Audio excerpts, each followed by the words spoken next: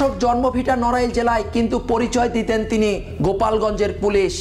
বিশেষ জেলার এই বিশেষ কোটা ব্যবহার করে চাকরি জীবনেও পেয়েছেন পদোন্নতি, নিয়েছেন বিশেষ সুবিধাও, গড়েছেন সম্পদের পাহাড়। সরকার ও প্রশাসনের উপর মহলে যোগাযোগ থাকায় তিনি ছিলেন ধরাছোঁয়ার বাহিরে।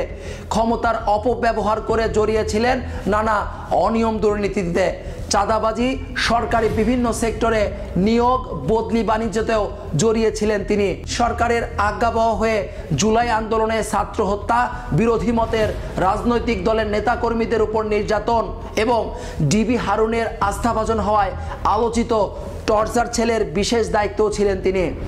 সরকারের বিশেষ সুবিধাভোগী পুলিশের এই দুর্নীতিবাজ কর্মকর্তার নাম ওসি গফফার, আর তাকে নিয়ে আমাদের আজকের অনুসন্ধান।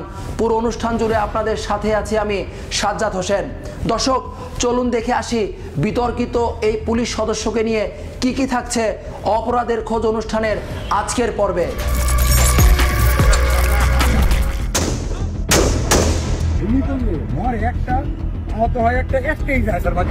উপর থেকে শটগান দিয়ে মারলাম, উপর থেকে তো নাম ওটুকু পর্যন্ত, এরপরে তো সেনা লাগাইতে পারি। দোতলা সঠিক বলতে পারবো না, ডিবিতে থাকা অবস্থায় আমাদের এখানে দুর্নীতিবাজ এই কর্মকর্তা ওসি গফফারের খুঁটির জোর ছিল বিশেষ পরিবার, আর এ কারণেই ডিবির আলোচিত সমালোচিত কর্মকর্তা হারুনুর রশিদ পর্যন্ত তাকে সমীহ করে চলত, যার ফলে সার্ভিস রুলের বাহিরেও তিনি ডিবির বেশ বড় ভূমিকায় ছিলেন ওসি গফফার। নিজেকে বিগত সরকারের একান্ত পৃষ্ঠপোষক হিসাবে তৈরি করেছিলেন তিনি। মূলত সেই কৌশলকে কাজে লাগিয়েই নানা দুর্নীতির মাধ্যমে অফিসে বসেই অবৈধ সম্পদের পাহাড় করেছেন ওসি গফফার।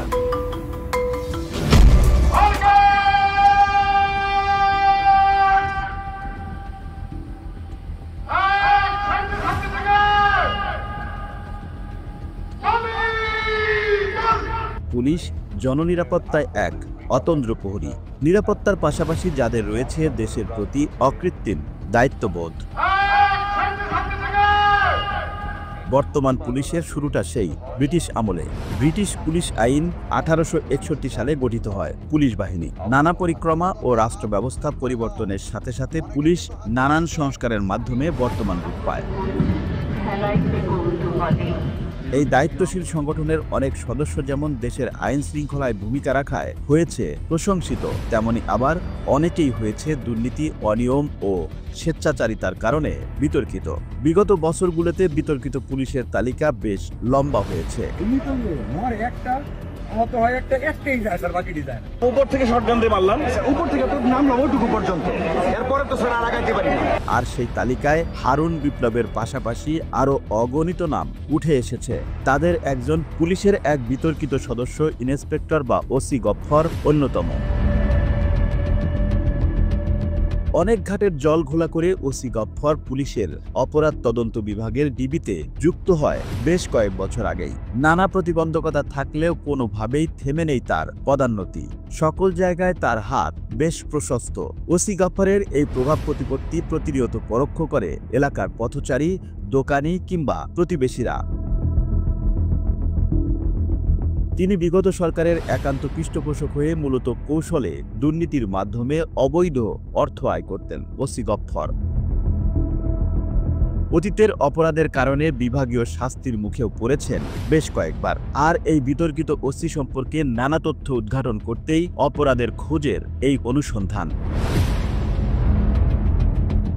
পুলিশ এমনকি বিভিন্ন সরকারি কর্মকর্তার নিয়োগ এবং বদলি বাণিজ্যেও প্রত্যক্ষভাবে জড়িত এই আলোচিত ওসি। অফিসের ডিউটির সাথে সাথে সমান্তরালভাবে চলত তার অবৈধ অর্থ বাণিজ্য। পুলিশের আলোচিত সমালোচিত কর্মকর্তা হারুনুর রশিদ পর্যন্ত তাকে সমীহ করে চলত। ওসি গফফার ডিবিতে নানা অনিয়ম ও সার্ভিস রুল ভঙ্গ করে বহাল ছিলেন এ যাবৎ। জুলাই আন্দোলনে অতি উৎসাহিত হয়ে ডিবি এই কর্মকর্তা সাবেক সরকারের পক্ষে বড় ভূমিকা রাখেন। শোনা যায় বেশ কয়েকজন ছাত্র হত্যা ও ছাত্র ও রাজনৈতিক দলের কর্মীদের উপর নির্যাতনের সাথেও প্রত্যক্ষ সম্পৃক্ততা রয়েছে তার। পুলিশ সে সময়ে দুইভাবে রোলটা প্লে করেছিল। একটা ছিল তারা সম্পূর্ণরূপে নীরব ভূমিকায় অবতীর্ণ হয়েছিল সেই সময়ে যখন তাদের চোখের সামনে ছাত্রলীগ কিংবা যুবলীগ কিংবা আওয়ামী লীগ মারধর করছিল, সেই সময়ে তারা একদমই চুপচাপ ছিল। আবার আরেকটা ভূমিকা তাদের ছিল, সেটা হচ্ছে তারা সরাসরি আমাদের ভাইদের উপরে গুলি চালিয়েছে, তাদেরকে ধরপাকড় করেছে, তাদেরকে উঠিয়ে নিয়ে গিয়েছে। তাছাড়া ডিবির সেই আলোচিত টর্চার সেলেও বিশেষ দায়িত্ব পালনকারী হিসেবে তার নাম এখন অনেকের মুখে মুখে। ওসি গফফর নিজেকে সবসময় গোপালগঞ্জের ওসি হিসেবে পরিচয় দিয়ে তার ফায়দা হাসিল করত। অফিস এবং তার বসবাসের এলাকা এমনকি তার গ্রামের বাড়িতেও তিনি ব্যাপক আলোচিত। বিশেষ পরিবারের আস্থাভাজন আর বিশেষ জেলার পরিচয়, এই দুটির কারণে পুলিশের বেশ কয়েকজন উপরের স্তরের কর্মকর্তার প্রিয়পাত্র হয়ে ওঠেন ওসি গফফর। অথচ তার প্রকৃত বাড়ি নড়াইল জেলার লোহাগড়া উপজেলার মল্লিকপুর ইউনিয়নের পাঁচুরিয়া গ্রামে। রাজধানী ঢাকার যে এলাকায় গফফর বসবাস করেন সেই এলাকার বাসিন্দারা তার গ্রামের ঠিকানা দিতেও ভয় পায়। ওসি গফফর সাহেব থাকেন এখানে, আপনি জানেন? গফফর সাহেব জানেন? ডিবিতে ছিল তখন, এখানে যে আইতো মাঝে মাঝে, কিন্তু ফ্যামিলি থাকতো। ডিবিতে থাকার আগে উনি কোথায় ছিলেন সঠিক বলতে পারবো না। ডিবিতে থাকা অবস্থায় আমাদের এখানে আসছে, আর এই জিনিসগুলো কারোটা তো কেউ কারোর কাছে বলে না। ওসি গফফর সাহেবের চেনেন না? দর্শক, ভুয়া পরিচয় আর সখ্যতা, এই দুইটার কারণেই সবখানেই মূর্তমান এক আতঙ্কে পরিণত হয় ওসি গফফর। বিস্তারিত জানবো, তবে একটা বিজ্ঞাপন বিরতির পর। সাথেই থাকুন।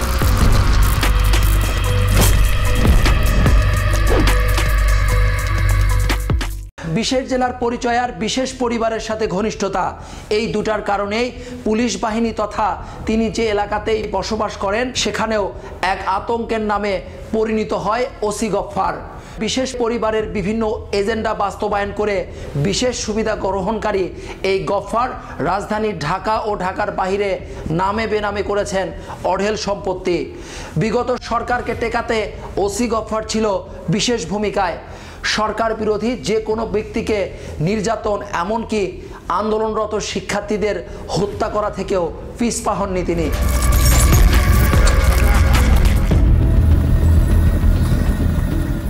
ঢাকায় তার প্রতিবেশীরা তার ঠিকানা না বললেও বসে থাকেনি টিম অপরাধের খোঁজ। সরেজমিনে হাজির হয় তার গ্রামের বাড়িতে এবং সেখানে ওসি গফফরের অস্তিত্বের প্রমাণও মিলেছে। খোঁজ নিয়ে জানা যায় বিশেষ পরিবার এবং গোপালগঞ্জের প্রভাবে পুলিশ অফিসার গফফর দুর্নীতির মাধ্যমে তার নিজ গ্রামের নামে বেনামে কয়েকশো কোটি টাকার মালিক বনে গেছেন। গ্রামের বাড়িতে সম্প্রতি দুর্নীতির টাকায় কিনেছেন প্রায় 60 বিঘা জমি, যার বাজার মূল্য প্রায় 50 কোটি টাকা। গফফর সাহেবকে কি চেনেন পাচুরিয়াতে? আচ্ছা, ওনার এমনি এলাকায় সম্পত্তি কেমন আছে? অনেক জমি রাখছে। ওনার ওই যে বাড়িটা তো হলুদ বিল্ডিংটা মসজিদের সঙ্গে, তাই না? অন্যদিকে তার দক্ষিণখান থানার কম্পাউন্ডের আশেপাশে রয়েছে প্রায় 12 কাঠার দুটি প্লট, যার আনুমানিক মূল্য প্রায় 50 কোটি টাকা। একবার আসছিল অনেক হাইট লম্বা করে লোকের, মানে পুলিশ নাকি এটা আমি জানি না। মানে এটা কি বিক্রি হবে, বিক্রি করতে চাচ্ছে? বিক্রি করতে চাইতেছে নাকি এটা বলতে পারি না। আর আসছিল একবার, আচ্ছা, কয়েকজন আসছিল এনে দেখতে, অনেক হেরা দেখে গেছে। খালি প্লটটা কার এটা? এই খালি কোন প্লটটা? এটা তো আমাদের জানা মতন এক ওই যে ওসি সাহেব বলতে পারি না, ওসি সাহেব কিনা, এ তো এদিকে থাকে না। ওইখানে হয়তো যারা আশেপাশে জায়গা প্লট আছে হেরা বলতে পারবে। যেটা আপনারা দেখছেন এই খালিটা ওসি সাহেব, গফফর ওসি, অন্তর, তারপর হৃদয়ের বাবা। না, ও ছেলেদের চিনে না, কিন্তু ওনার নাম গফফর এটা জানে। এটা কেনা কবে এই জায়গাটা? জানি না ভাই, কবে কিনতে, কি বেচছেন আছে কিছু জানি না, এটা গফফর হবে। দক্ষিণখানের জামতলাতেও রয়েছে একাধিক ফ্ল্যাট, যার মূল্য কয়েক কোটি টাকা। এছাড়া ঢাকা ও তার আশেপাশে রয়েছে বেশ কিছু সম্পত্তি। কত আগে কেনা এটা জানেন গফফর সাহেব? বলতে পারলাম না, আমি তো ভাড়া কি, আমি নতুন আসছি না, আমি এখানে ওইভাবে তো আর কইতে পারবো না। আপনি কত বছর এখানে? এই 3 মাস 4 মাস হয়েছে, 3 মাস গেছে। বলতে পারবেন? ঠিক আছে, ওনার বাড়ি এই নামটা কার? ওনার ছেলে? ওনার ছেলের নাম মনে হয়। এটা কি গফফর সাহেব থেকে নাকি ওসি গফফর সাহেব?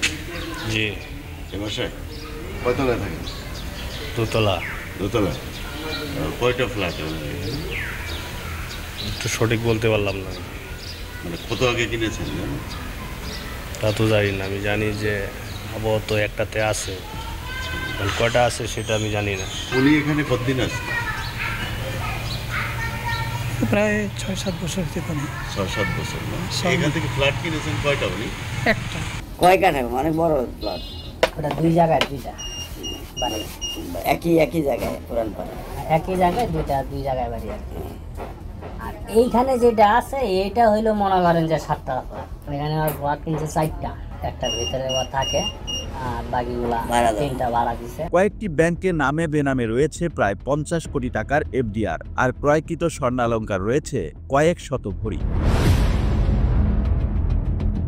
গোপালগঞ্জের ভুয়া পরিচয়ে দাপট দেখানো এই ওসি ছিলেন পুলিশের ভিতরে এক ভয়ঙ্কর আতঙ্ক, এবং এই পরিচয়েই তিনি এলাকাতেও দাপট দেখাতেন।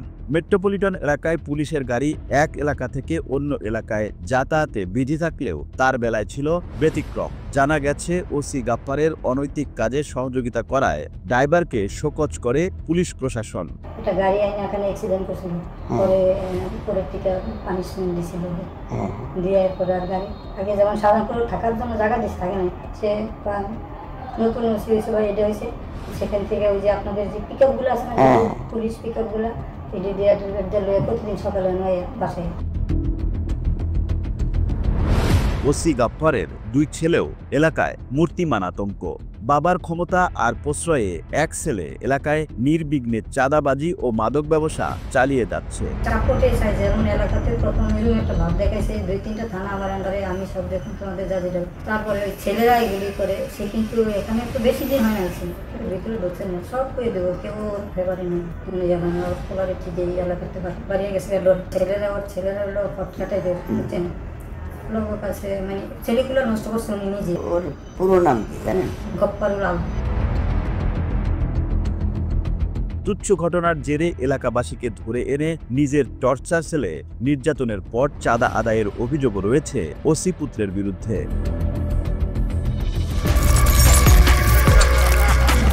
দর্শক, দুর্নীতিতে বাবার মতোই সিদ্ধহস্ত ওসি গফফারের ছেলে, বড় ছেলে অন্তর যেন এলাকার ত্রাস। বিস্তারিত জানবো, তবে একটা বিজ্ঞাপন বিরতির পর, সাথেই থাকুন।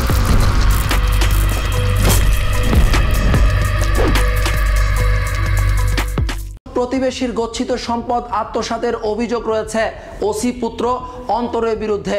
প্রতিকারের আশায় মামলা করলেও কোনো লাভ হয়নি, বাবার প্রভাবে থেকেছে ধরা ছোঁয়ার বাহিরে।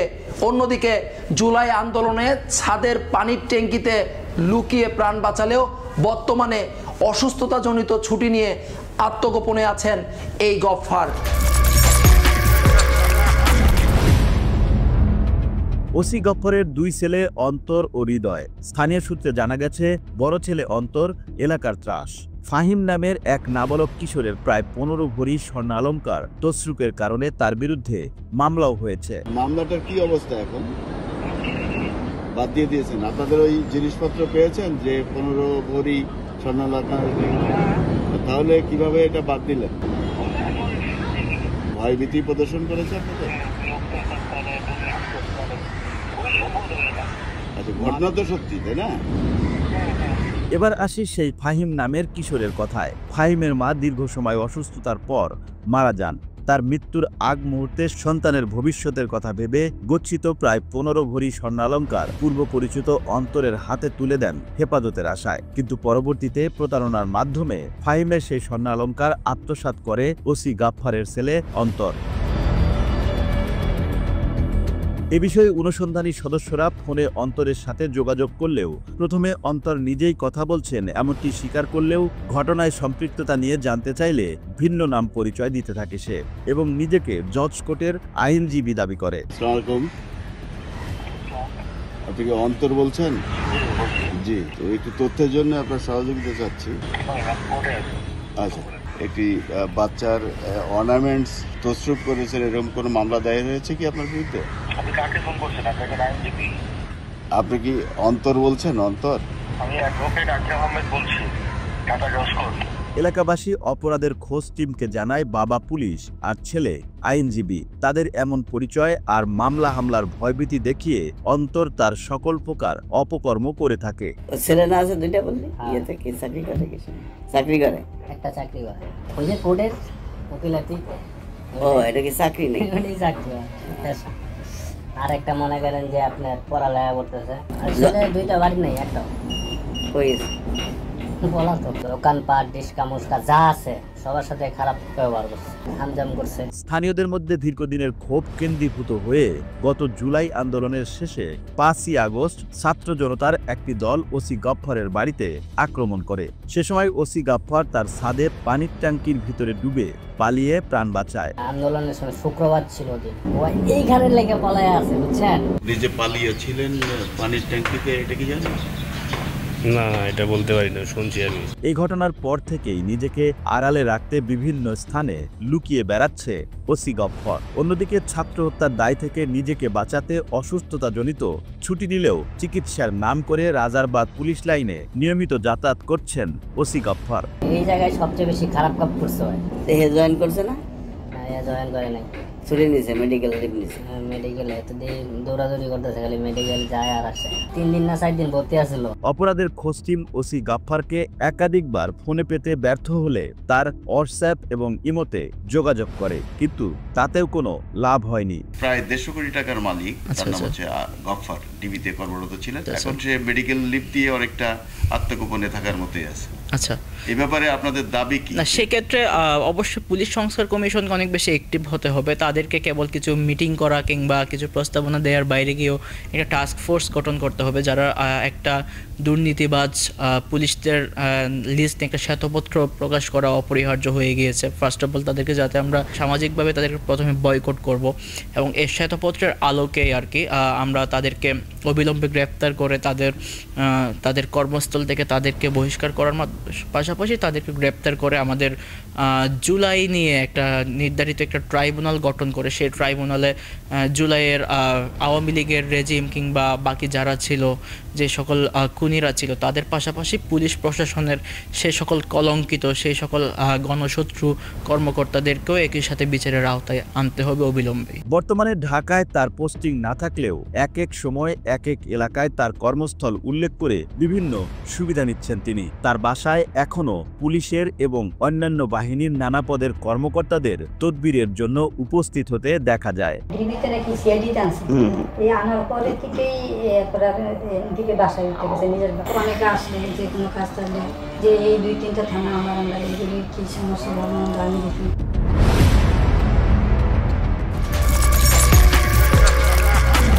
দর্শক, প্রশাসনিক ক্ষমতা, বিশেষ ব্যক্তি গোষ্ঠী আর পরিবারের ছত্রছায়ায় বিগত সময়গুলোতে এমন হাজারো গফফরের জন্ম হয়েছে বাংলাদেশে। পাতি নেতা থেকে হয়েছেন বিশাল ক্ষমতাধর, পুলিশের সামান্য কনস্টেবল থেকে হয়েছেন রাজকীয় অট্টালিকার মালিক, আর পিয়নের ব্যাংকে জমানো হাজার হাজার কোটি টাকা। আমাদের চাওয়া এই সব দুর্নীতিবাজদের বিরুদ্ধে সবার সমন্বিত পদক্ষেপ। দর্শক, আজ বিদায় নেওয়ার সময় হয়েছে। দেখা হবে আগামী পর্বে নতুন কোনো অনুসন্ধানী তথ্য নিয়ে। তবে যাবার আগে বলে যাই, আপনার অনুসন্ধানী মনের পর্দা খোলা রাখুন। অন্যায়ের সাথে আপোষ নয়, প্রতিবাদ করুন। কোথাও কোনো অনিয়ম দেখলে আমাদেরকে জানান। সবাই ভালো থাকুন, সুস্থ থাকুন। আল্লাহ হাফেজ।